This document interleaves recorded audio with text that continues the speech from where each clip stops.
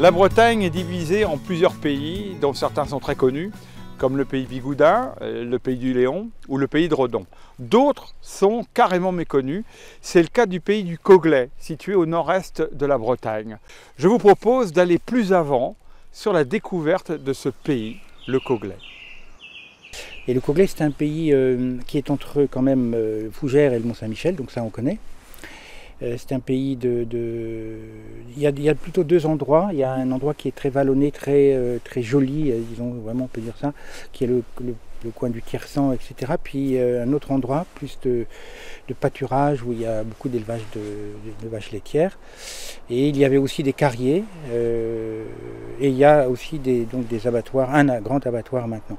Donc c'est un pays, c'est vraiment la campagne dans le sens le plus puissant du mot, quoi. Voilà, avec tout ce que la campagne peut donner et offrir. Le découpage en cantons pendant la Révolution regroupait 11 communes du Coglais dans un même canton, le canton de Saint-Brice-en-Cogle. Un paysage qui déjà à l'époque était très particulier.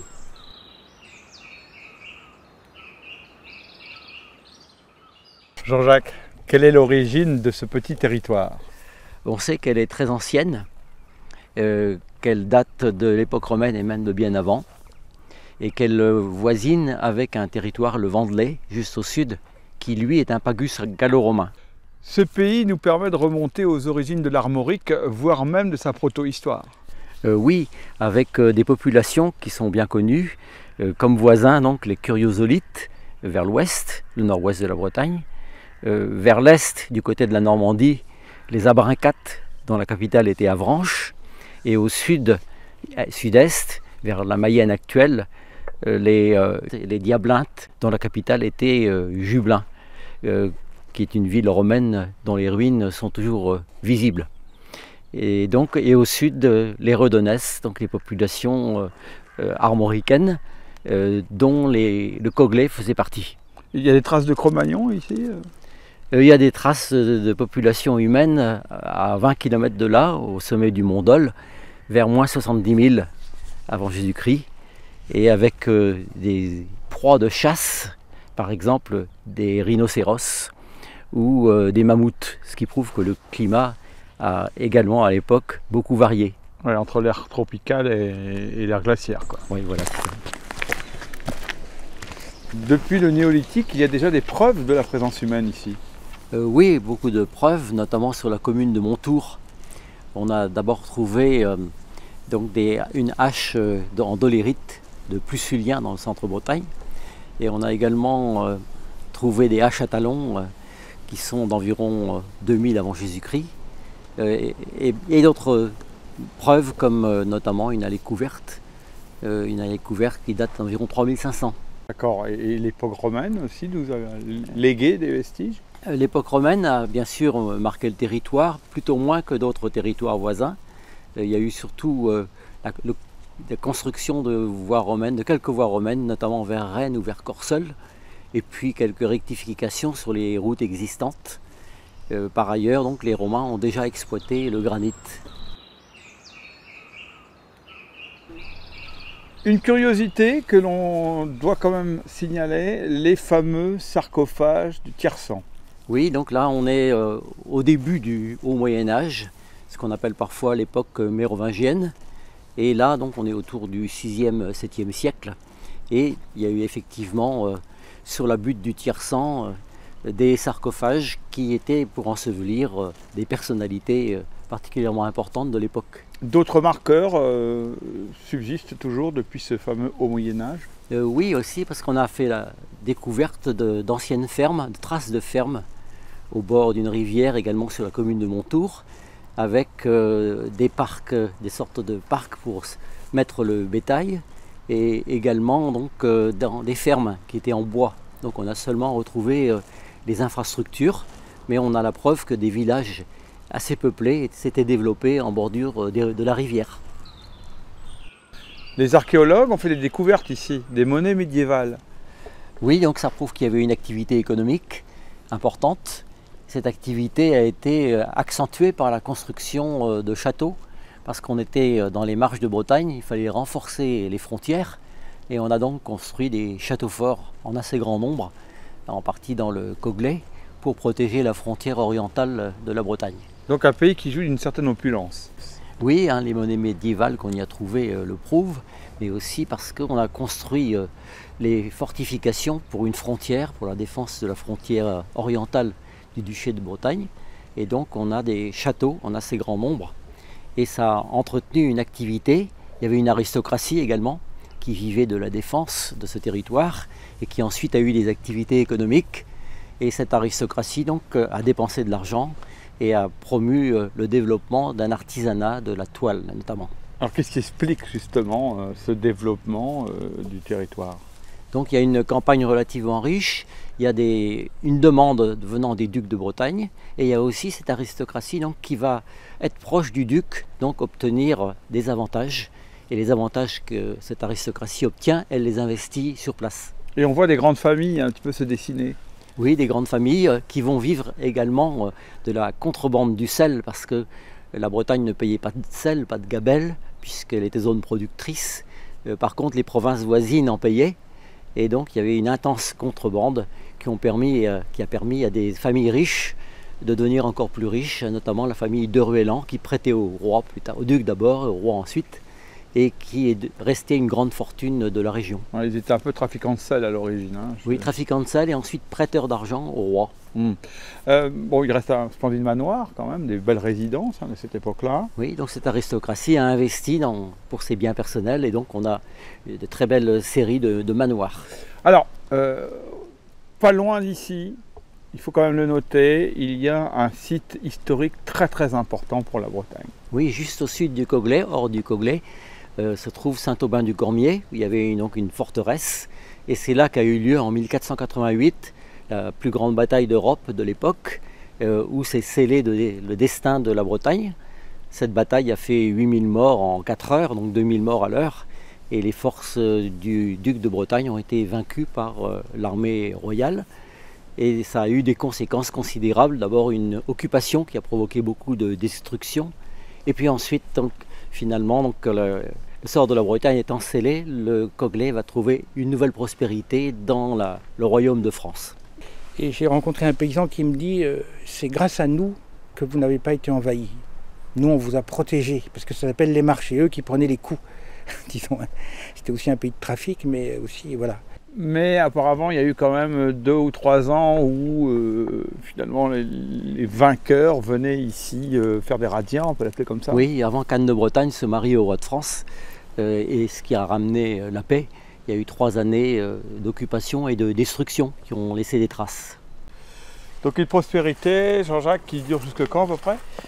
Jusqu'aux années 1770, deuxième partie du règne de Louis XIV, quand les guerres finalement vont ruiner une partie du pays et entraîner donc de grosses difficultés pour les paysans et toutes les catégories.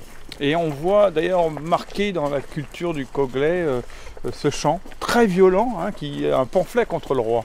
Oui, la mort du roi, c'est un chant qui a été recueilli dans le Coglais et qui illustre donc cette violence d'une population agricole plongée dans la pauvreté, parce que jusque-là elle avait été prospère, et qui tend désormais vers la révolte. Alors nous allons tout de suite l'écouter, ce chant, avec Olivier Mossé et Hervé Lambrecht. Derrière chez Maillat un étang, derrière chez Maillat un étang. Derrière ces Maillat un étang, derrière ces Maillat un étang. Où les canards s'en vont se baignant, et toujours ma boule roule, roule, et toujours ma boule va roulant. Et toujours ma boule roule, roule, et toujours ma boule va roulant. Où les canards s'en vont se baignant, où les canards s'en vont se baignant. Où les canards s'en vont se baignant, où les canards s'en vont se baignant. Le fils du roi s'en va chassant, et toujours ma boule roule, roule, et toujours ma boule va roulant. Et toujours ma boule roule, roule, et toujours ma boule va roulant. Le fils du roi s'en va chassant, le fils du roi s'en va chassant. Le fils du roi s'en va chassant, le fils du roi s'en va chassant. Il a tué mon canard blanc, et toujours ma boule roule, roule, et toujours ma boule va roulant. Et toujours ma boule roule, roule, roule, et toujours ma boule va roulant. Ah, il a tué mon canard blanc, il a tué mon canard blanc. Il a tué mon canard blanc, il a tué mon canard blanc. Ah, le fils du roi est un brigand, et toujours ma boule roule, roule, et toujours ma boule va roulant. Et toujours ma boule roule, roule, et toujours ma boule va roulant. Le fils du roi est un brigand, le fils du roi est un brigand. Le fils du roi est un brigand, le fils du roi est un brigand. Si vous le voulez, nous le brûlerons, et toujours ma boule roule, roule, et toujours ma boule va roulant. Et toujours ma boule roule, roule, et toujours ma boule va roulant. Si vous le voulez, nous le brûlerons, si vous le voulez, nous le brûlerons. Si vous le voulez, nous le brûlerons, si vous le voulez, nous le brûlerons. Et nous jetterons la cendre au vent, et toujours ma boule roule, roule, et toujours ma boule va roulant. Et toujours ma boule roule, roule. Le chant qu'on vient d'interpréter, c'est un chant typiquement du Coglais. Il est attesté dans un ouvrage de Amand Dagnet, qui est un folkloriste, comme on le disait à l'époque, qui s'est beaucoup attaché aux traditions orales et chantées du pays du Coglais. C'est un chant visiblement post-révolutionnaire, puisque assez violent dans ses propos. Il était chanté sous forme de ronde. Nous, on a décidé de l'interpréter sous forme de tour. Voilà, c'est l'histoire du fils du roi qui finit tristement.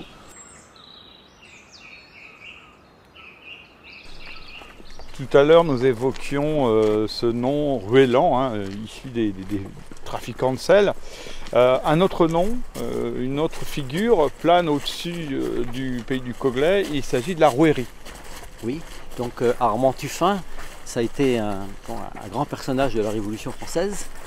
C'était un petit noble habitant tout près du Coglais, 2 km du Coglais, et qui s'est engagé dans la guerre d'indépendance américaine et a été l'équivalent de Lafayette, brigadier général dans l'armée des insurgents. Et puis donc il a participé à la fondation de la chouannerie parce qu'il n'admettait pas le tournure prise par la Révolution. Et donc il a été poursuivi, il est mort en fait juste après la mort du roi, il est mort de maladie. Mais c'est lui qui a mis en place les réseaux qui ont contribué à faire démarrer la chouannerie en mars 1793. Alors il faut savoir qu'il a eu une action déterminante sur le sol américain, plus engagée même que Lafayette. Il a vraiment été au charbon, comme on dit, à tel point que tout de suite après la percée d'Avranches, les Américains sont directement allés devant le château de la Rouerie pour lui rendre hommage. Oui, donc ils ont fait le détour, parce que pour eux, donc, c'est un des personnages les plus importants de leur histoire. Et la Rouerie est largement peu connue en Bretagne et dans l'ensemble de la France pour son rôle dans la pré-révolution, où il était tout à fait révolutionnaire, et son rôle aux États-Unis et son rôle ensuite dans la contre-révolution.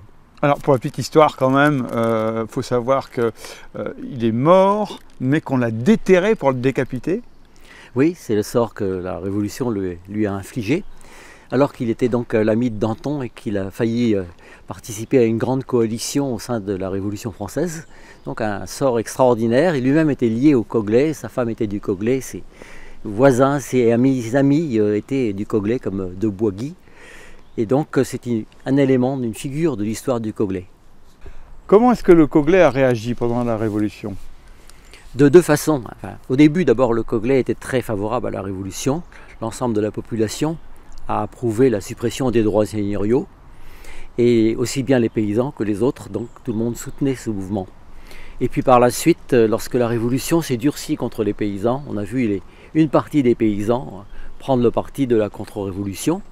Et par contre, les populations plus pauvres, notamment du côté des carrières, dans l'ouest du canton, ont pris parti pour la Révolution. Donc il y avait deux attitudes différentes, mais par la suite, les uns comme les autres sont peu à peu rejoints dans une option progressiste, modérée. Et il reste encore des traces finalement de ces deux camps, entre guillemets, de nos jours, dans le vote ? Oui, dans le vote du Coglais occidental, le Coglais granitier, on a voté très à gauche, communiste à une époque, socialiste ensuite, et puis dans le Coglais plus à l'est, plus conservateur, on a voté un peu à droite, puis au centre, et maintenant l'ensemble du Coglais vote relativement au centre-gauche.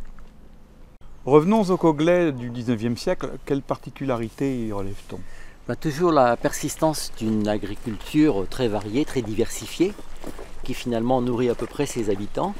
Mais comme la population monte, une partie d'entre elles doit émigrer et elle trouve un travail relativement proche à Fougères, parce que Fougères, grâce à un élevage du bovin, peut devenir la première place forte de la production de chaussures en France.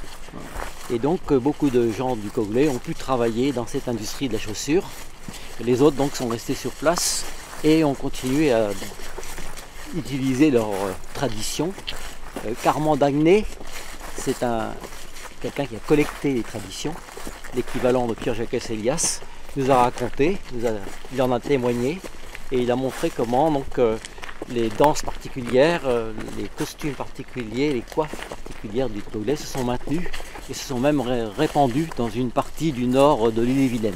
Alors Armand d'Agné est un instituteur du milieu du 19e et ce garçon est né à Saint-Étienne-en-Cogle et il était brillant dans les études, mais sa famille était pauvre et donc il n'était pas destiné à faire des études. C'est son instituteur de l'époque qui est allé voir ses parents. Il habitait le Croisé à Saint-Étienne-en-Cogle et l'instituteur de l'époque a convaincu ses parents de le laisser continuer ses études. Et en fait, ça a marché. Il a été très brillant, effectivement. Il a fait une carrière d'instituteur aussi, lui. Il a reçu les palmes académiques, il a eu des prix au niveau de l'académie. Et il a fait un travail de collecte énorme. Donc, il a édité plusieurs ouvrages, dont La vie quotidienne dans le Coglais, qui est un ouvrage remarquable et de référence. Et donc, il y a tout un glossaire. Il a fait un glossaire de A à Z qui est une richesse incroyable. Et donc, c'est une belle référence à Armand d'Agné.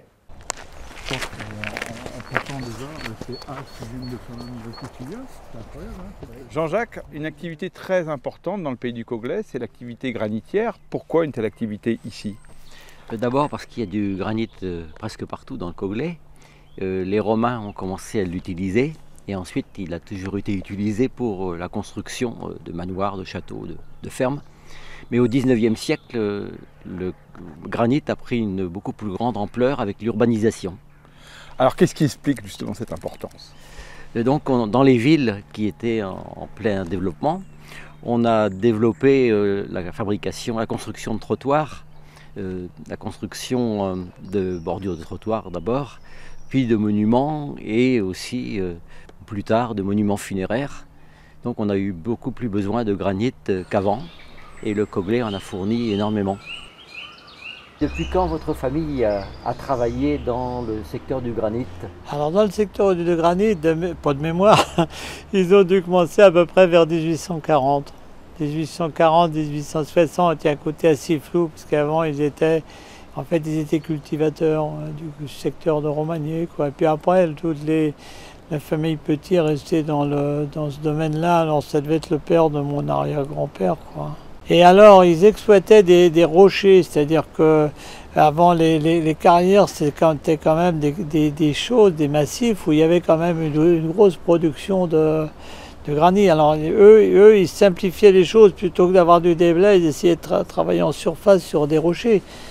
Mais vous vous rendez compte qu'un village comme Saint-Marc-le-Blanc, moi je me rappelle, il y a 35 ans peut-être, il y avait plus d'une centaine de personnes sur Saint-Marc-le-Blanc. Les années 60, 70, on ne se rendait pas compte du potentiel qu'on avait. Il y avait du travail à perte de vue, on ne s'en rendait même pas compte. Il y a les délais, même les prix, c'était les années folles, quoi, en fait. Alors on voit bien une activité très forte et pourtant qui va ressentir un coup de mou à l'orée des années 70. Oui, donc ça a été extrêmement important avec des milliers de gens qui ont travaillé dans le granit ou dans les activités qui découlent du granit. Mais dans les années 60-70, on a commencé, l'urbanisation s'est ralentie et on a commencé à remplacer le granit par du goudron, du ciment. Donc les commandes ont été beaucoup moins importantes. Et d'autre part, la reconstruction due à l'après-guerre était complètement terminée. Et dans le funéraire, la vraie crise est arrivée il y a à peine une dizaine d'années, quoi. À peine une dizaine d'années, mais alors ça a été très très vite, hein. Ben, le problème, c'était dû aux importations massives. Vous avez les grosses entreprises qui ont commencé à avoir des difficultés financières. Ils ont fermé. Alors ces grosses entreprises importaient déjà, mais tout en gardant une fabrication pour eux. Et quand ça a fermé complètement, vous aviez tous les salariés, les commerciaux de ces gens-là qui se sont mis importateurs. Et puis ils avaient le vent en poupe. Alors nous, on a fait ce qu'on a pu. Alors quand on a vu ça commençait, il fallait un domaine de production dans les années 70-80 où il y a eu les premiers commerciaux. Alors nous, on s'est dit, on ne va pas travailler contre les confrères, on va travailler avec les confrères. Et c'est là qu'on s'est mis à faire du tournage pour tous les boulots spéciaux. Et on travaillait en partenariat avec tous nos collègues, tous nos confrères, quoi.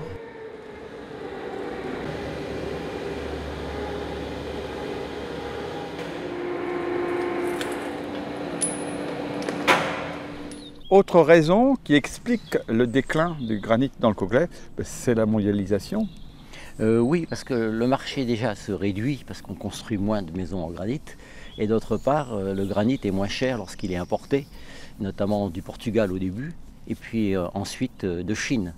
Donc il y a toute une perte d'emploi qui est liée à cette mondialisation et au fait que donc, le prix est beaucoup plus élevé quand le granit est produit sur place. Et donc beaucoup de fermetures de carrières et l'orientation vers un produit de qualité plus haut de gamme dont le marché est beaucoup plus limité. Donc avec des conséquences ici. Avec beaucoup de conséquences, oui, fermeture de beaucoup de carrières et notamment les carrières de Saint-Marc-le-Blanc ont pour la plupart fermé. Elles employaient 250 personnes et elles n'emploient plus aujourd'hui qu'une vingtaine de personnes. Alors que de carrières exploitées, là c'est pareil, exploitées Saint-Marc-le-Blanc il y en a une, Louvigné je crois qu'il doit en rester 2 ou 3. C'est encore maintenu par d'autres artisans là, mais pas pour, je veux dire pas pour plusieurs décennies, hein. Puis après c'est bâclé, hein.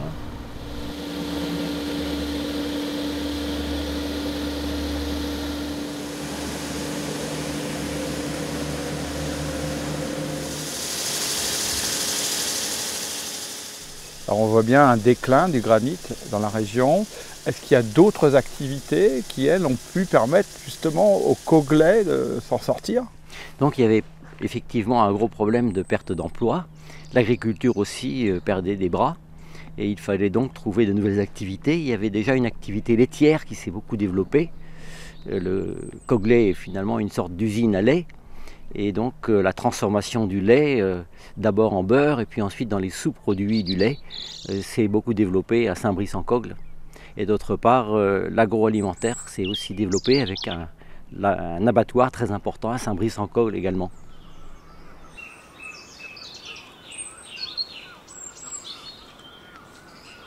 Une des réussites remarquables du Coglais, c'est son agriculture. Oui, et pourtant les conditions n'étaient pas très favorables. Mais il y avait une très forte solidarité entre les différents villages. Les agriculteurs n'étaient pas concurrents, ils travaillaient ensemble. La première initiative du Coglais se situe à l'entre-deux-guerres. À ce moment-là, il y avait dans les campagnes beaucoup de chevaux, puisque l'attraction animale était très, très à la mode à l'époque. Et il y a des chevaux qui crevaient, qui mouraient. Et c'était une grosse perte pour l'agriculteur, donc il fallait faire face. Et là, le Coglais a eu l'initiative de créer une mutuelle chevaline qui pouvait donc venir en aide aux gens qui perdaient des chevaux. Et là, ça a été vraiment la première initiative de groupe pour se rassembler et faire face aux difficultés économiques. Alors effectivement, après la guerre, le Coglais s'est organisé aussi en créant d'abord des CETA, des centres d'études techniques agricoles. Ça a commencé par ça. Les agriculteurs se réunissaient pour confronter leur expérience. Après, on a eu la naissance des CUMA, les coopératives d'utilisation du matériel agricole, ce qui a permis d'éviter aux agriculteurs d'acheter chacun leur matériel, de se regrouper pour s'organiser et utiliser le matériel à tour de rôle. Et ça a permis ensuite d'avoir un mouvement puissant qui s'est appelé la jeunesse agricole chrétienne et qui a impulsé par la suite la création de nombreuses coopératives. Alors la JAC, c'est quand? La JAC, c'est au tournant de la guerre et de l'après-guerre, années 50, années 60. Et ça a permis donc de développer des coopératives, des CUMA, et notamment une CUMA très originale qui est un congélateur collectif et qui louait aussi aux agriculteurs une caravane pour qu'ils puissent partir chacun une semaine en vacances sans avoir à acheter leur propre caravane. Donc c'est un congélateur collectif mis à la disposition de tous les habitants de Menrock et des alentours. Donc il est toujours géré par une CUMA avec un bureau de plusieurs membres. Donc c'est ouvert à toute la population. Chaque adhérent prend des parts sociales, a une clé de la porte qui est derrière moi, qui ouvre sur une autre zone de congélateur, où là chacun a un cadenas et sa case appropriée. À l'époque, dans les fermes, on élevait encore beaucoup de volailles, porcs, veaux, et donc c'est comme ça que c'est venu, parce que le congélateur indépendant était encore très très cher. Donc c'est un bel exemple de solidarité, hein? Oui, donc une solidarité durable qui fait que le Coglay, encore aujourd'hui, est un endroit où on sait travailler ensemble. Alors, l'association cantonale du Coglay a pris naissance en novembre 1967 sur l'initiative tout à fait rare de se mettre en commun aussi bien le président des écoles catholiques que celui des écoles publiques. Les deux présidents se sont réunis et on dit en fait on gagnerait beaucoup plus à se mettre ensemble, à tirer dans le même sens que de se diviser, si bien qu'ils ont convoqué une assemblée générale où il y avait 500 personnes. À cette assemblée générale fondatrice, la décision a été prise effectivement de créer une association qui intervenait sur les 11 communes du canton. Et dedans, il y avait des commissions et ça a été un foisonnement d'initiatives. Au départ, l'activité était portée plus sur le côté culturel, mais je ne sais pas s'il faut dire plus, parce qu'en fait, c'était une vue globale de la société de l'époque. Mais le côté économique a vite été laissé de côté parce qu'il y a eu la création du CIRSEB. Du CIRSEB, c'était le syndicat intercommunal. Ça, c'est dû à l'initiative d'un élu, M. Malapert, qui a créé cette structure-là et qui a géré le côté économique, ce qui était très bien, ce qui permettait à l'association du Coglay de se décharger du côté économique et de se consacrer à la culture, à la santé, à la société. Et les rôles étaient très bien répartis. Il y a aussi une vie culturelle et festive, héritée de la tradition. La musique et la danse renaissent. Au niveau culturel, il y a eu les chansons et les danses. On est allé voir les anciens en leur disant écoutez, vous aviez des accordéons diatoniques avec des airs à danser. Est-ce que vous pouvez éventuellement nous en faire part? Les anciens ont ressorti leur accordéon diatonique, les airs qui étaient connus, et puis on refait les pas de danse. Donc il y a eu à ce moment-là aussi une initiative de la part de quelques habitants du canton ou des cantons proches qui sont allés faire des collectes auprès des anciens et qui ont donné naissance à une association qui s'appelle la Bouèze. Et la Bouèze est une émanation de l'association cantonale de Coglay et c'est très bien. C'est une musique qui est faite pour des comités restreints, des petites salles, des salles à manger, c'est petit espace. Et donc ça se chante, ça se danse en même temps. On dit que les gens notent, qui peuvent très bien chanter et danser en même temps. Si jamais il y a un accordéon, un harmonica, ça va suivre aussi. C'est fait pour faire des fêtes dans les petites biqueries, dans les petits espaces, les petites fermes espacées sur le paysage. Et quels étaient les instruments? Les instruments des gens ont évolué avec le temps. Au départ, c'était la voix. La voix, et puis le violon, et puis est arrivé l'instrument qui a pris le pouvoir, c'est l'accordéon diatonique, la Bouèze. Là, ça a été le bouleversement, tous les répertoires ont été, entre guillemets, mangés par l'accordéon. Mais les gens, de toute façon, continuaient à chanter. Et il y a même un peu parfois l'usage du jazz. Du jazz, c'est une grosse caisse qui bat à la mesure en même temps qu'on danse, puisque la danse du Coglais, c'est une danse de petits pas. C'est une danse très très nerveuse, qui désoriente, qui déroute beaucoup les gens encore maintenant. Ils voudraient lui mettre beaucoup d'amplitude. Et c'est une danse vive, avec beaucoup d'appui. Et c'est une danse qui correspond assez bien à une danse de petite salle des fêtes, de cuisine où on a poussé les chaises et de salle de séjour, si tant est qu'on puisse parler de salle de séjour dans les fermes, mais on peut se contenter d'un petit espace et de faire la fête. C'est un avant-deux. C'est l'en avant-deux, oui. Ouais. Alors, nous on dira avant-deux, c'est le terme exact.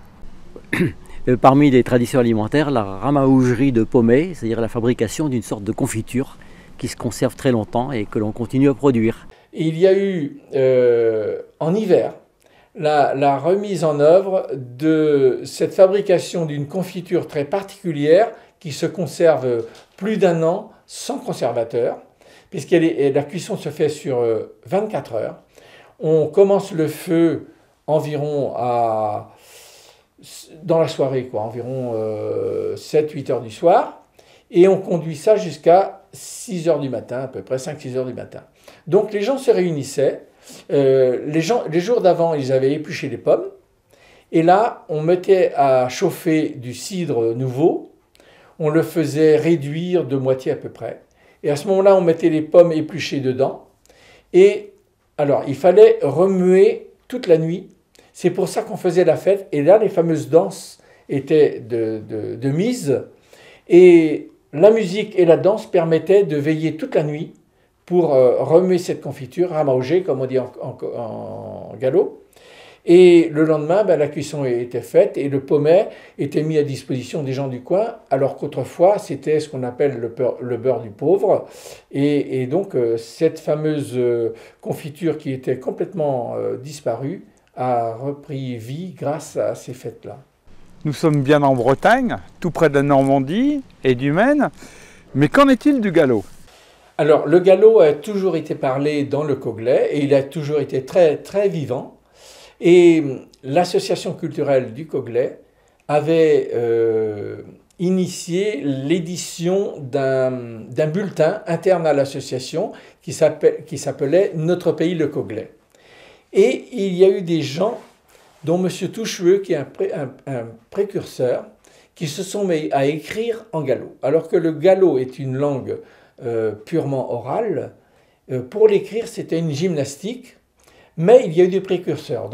Et là, l'association du Coglais a vraiment œuvré pour que le parler gallo, qui était tout à fait usité dans le canton, soit pérennisé à travers l'écriture. C'est pas parce que je cause galao qu'il faut me croire bégao.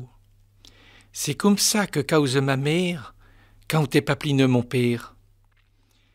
Comperne donc qu'on je dis qu'un à ce langage pour ma bécalin. Quand j'y pense, mon cœur se cotille de le voir bédoucettement se mourir. Pourquoi sont-ils mussés sous le bras les contes que je trouve si bao? Si je redevenais petit cognao, c'est eux que je voudrais comme babao. C'est pas parce que je cause galao qu'il faut me croire bégao. C'est comme ça que je cause à mon cognac quand il vient balosseux à Cotema. Y a-t-il un fort sentiment breton au pays du Coglais ? Oui, un exemple, c'est la fusion des communes Saint-Brice et de Saint-Étienne-en-Cogle. Et le nouveau nom, c'est Maine-Rock, moitié guelot, moitié breton. D'autre part, on est dans le pays des marches de Bretagne. Et dans tous les pays de marche, les pays de limite, on a un fort sentiment d'appartenance. Alors écoutons Hervé Lambrecht nous parler du Coglais d'aujourd'hui. Ce qui m'a profondément touché, c'est son caractère immuable. J'ai eu l'impression d'être dans un paysage d'enfance. C'est un paysage de ce que je ressens de petites montagnes. Et donc avec toutes les contraintes des petites montagnes, c'est-à-dire le chemin, la route pour aller dans l'autre vallée. On ne peut pas parler de vallée dans le Coglais, mais on a cette sensation. Il y a beaucoup d'élevage, beaucoup de bois. Et moi j'éprouve la sensation d'être dans une terre qui me ramène vers une terre éternellement connue. ça qui me touche. Là. Les gens aiment se rassembler. Là, l'occasion, toutes les occasions sont bonnes. Là, je vois un four à bois, il y a une culture du rassemblement. À tout moment, il va y avoir un four qui tourne. Alors, c'est le principe du four banal. Mais si on fait toujours l'analogie avec une montagne, ben, ça va être l'occasion d'avoir les voisins, les gosses des voisins qui vont venir manger une pâtisserie avec de la pâte à pain, juste un peu de sucre et du beurre, et ça suffit. Et ça va être comme ça pratiquement pour tous les événements qui se présentent. C'est ce qu'on appelle la SWAT, c'est qu'on se promène. La SWAT, c'était une assemblée de travail à une époque. C'est-à-dire que les gens étaient solidaires, n'exagérons pas, parce que je veux dire, mais du moins se donner la main par équipe et aller travailler dans la ferme d'à côté. Et puis après, ils bénéficiaient de cette aide. Et cette idée-là, elle est restée. L'idée de déambuler de ferme en ferme pour aller faire le boulot et puis profiter de l'aide aussi pour le travail chez soi. C'est l'idée du hameau. C'est-à-dire qu'on ronge un peu son intimité au bénéfice d'une existence aux yeux des autres. Et nous écoutons Yvon Lemaine nous parler des particularités du Coglais. Et en plus, il y a des grands écrivains qui sont passés là.